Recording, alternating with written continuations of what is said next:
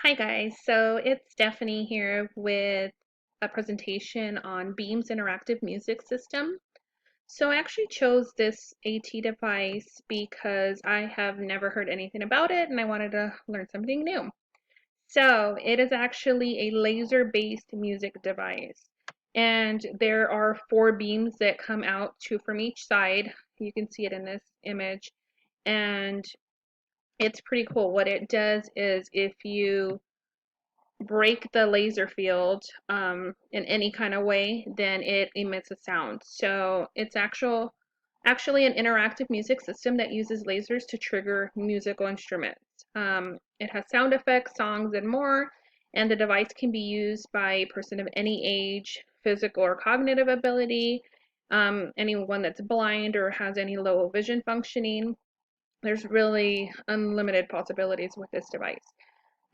So beams can also be used in a variety of instructional areas and also including fine and gross motor exercises. I think that's kind of the biggest area. Um, the students can place their hands, like I said, in or a body part in the field of laser to create a sound or can utilize the colored buttons that it also comes with, and they emit those instrumental sounds. When body movement is not possible, they can use an eye gaze to interact with the device, and it's also compatible with a PC, a MacBook, iPhone, or even an iPad. And this image is actually a student, obviously with Down syndrome, that's using the device with the aid of his teacher or instructor to put his hand in the middle, and obviously it just emits different sounds depending on the placement of the hand or how the hand is interacting with the device. As far as prerequisite skills, the person managing the device just needs to know how to use a computer basically.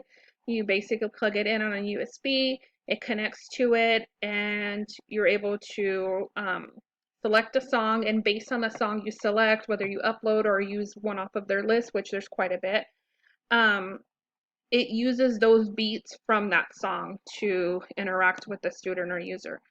No other skills are needed other than that. Just being able to move or touch, interact with the device is basically it. And so it's really easy to use and it can support preschoolers through senior citizens. So the cost on it.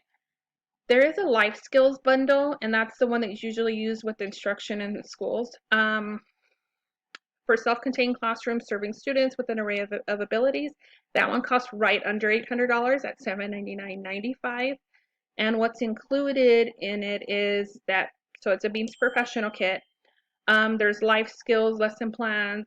There's a wireless switch set, soft travel case, and it has a song collection included with the product, purchases direct from Beams. So you can actually purchase through their website additional lessons as well.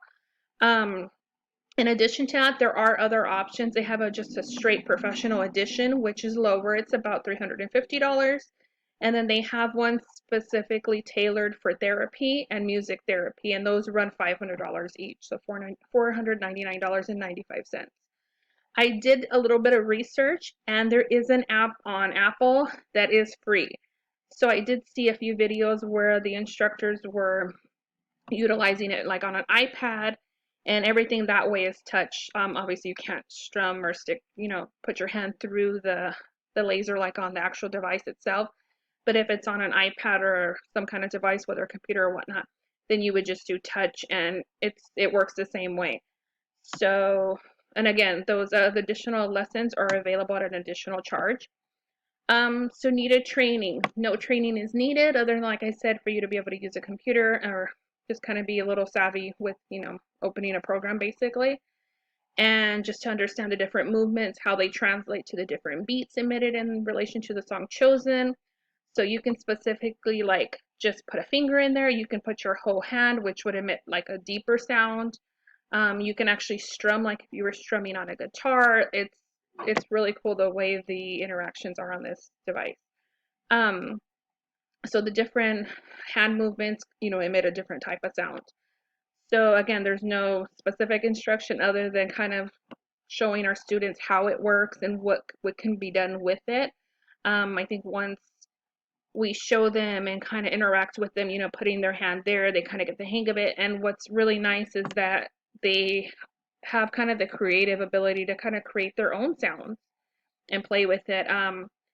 What I did find, it's beneficial with children with autism to assist in learning concepts, implementing therapy protocols, sensory solution. In therapy protocols, the users are motivated by the use of music. It can be used in conjunction with switches, interactive smart boards, touch screens, eye gaze again, adaptive keyboards, and head pointers.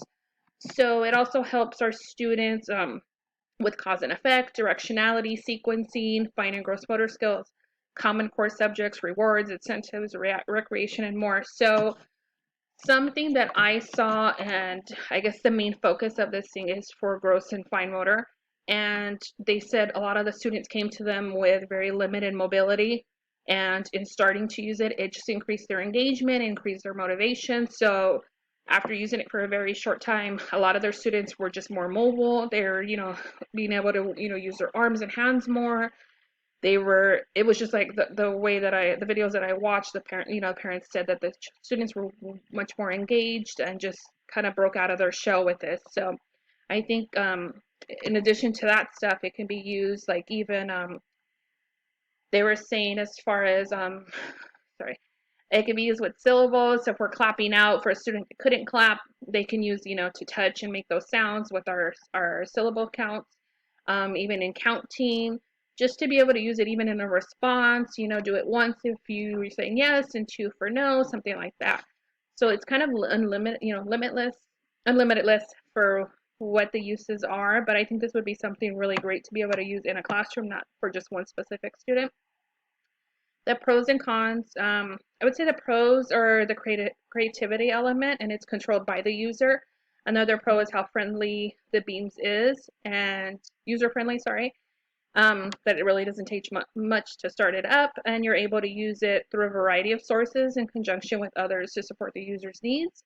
And the digital version obviously being free and able to use on any device, maybe at home or, independently on an iPad would be great. The con, maybe the cost of the school version, that maybe we won't all get approved for an $800 stipend to buy it, and it would be typically for one user, but obviously you can use it amongst other students as needed or in a class. So that's the only con I kind of saw, but other than that, I think it's a great device. I would love to get my hands on one and try using it. I hope you guys enjoyed my presentation, and have a good night.